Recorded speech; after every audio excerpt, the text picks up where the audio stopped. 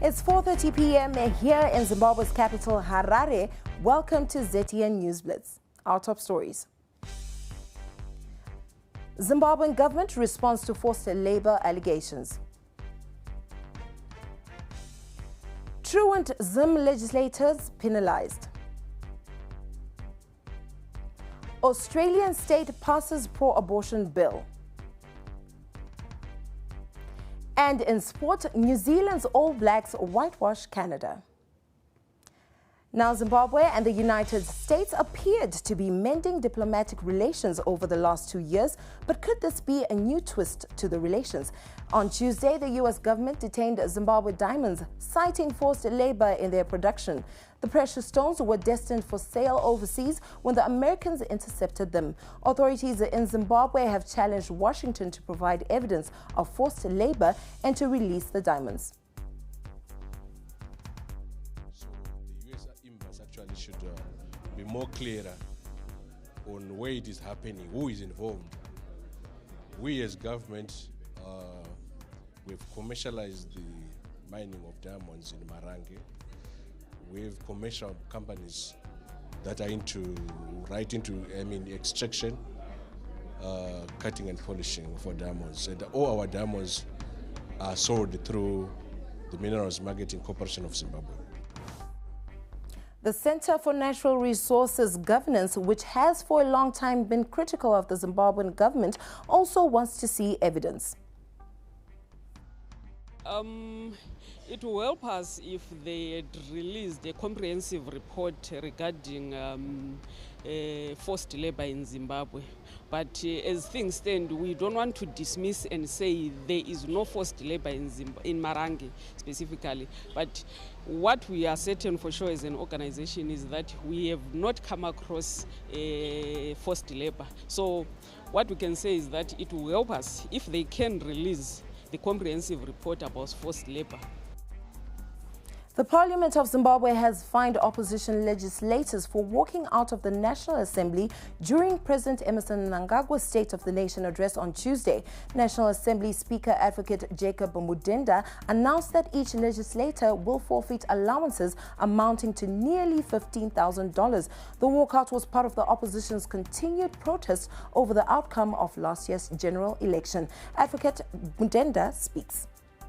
They will not receive their sitting allowance. I'm aware that we have put together a pay sheet for the past outstanding sitting allowances for the past 5 months. And I want that pay sheet withdrawn from the ministry.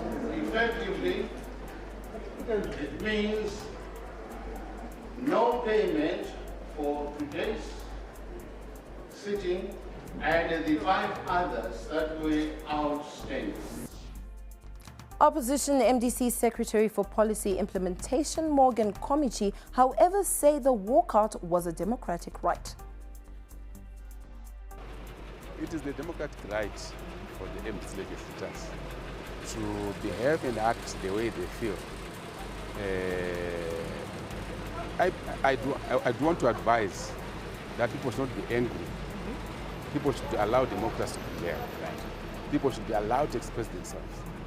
There's freedom of association, there's freedom of expression, there's freedom of assembly. So what we saw in Parliament today was a freedom of expression. The High Court of Zimbabwe is expected to hear the case in which mobile money service provider EcoCash is challenging government's ban on the facility this Friday. Over 1 million mobile phone network subscribers are on this similar platforms and have been failing to access ready cash since the ban on Monday. EcoCash legal representatives want the case to be heard earlier and are expected to file papers soon. Subscribers say while authorities impose the ban, citing abuse of the facilities, remedies such as increased money supply should be expedited.